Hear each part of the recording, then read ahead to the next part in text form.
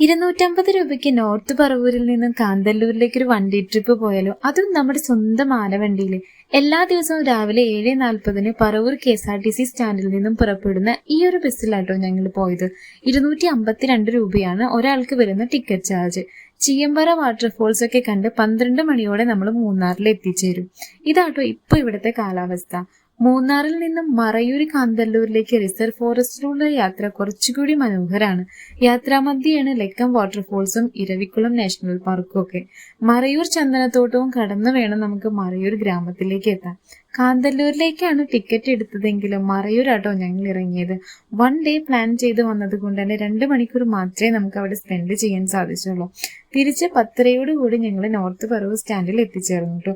ഇനി കാന്തല്ലൂരും മറയൂരും ഒക്കെ എക്സ്പ്ലോർ ചെയ്യാനാണ് നിങ്ങൾ വരുന്നതെങ്കിൽ 1 ഡേ അവിടെ സ്റ്റേ ചെയ്ത് തിരിച്ച് പിറ്റേ ദിവസം ഈ ബസ്സിൽ തന്നെ തിരിച്ചു വരാം.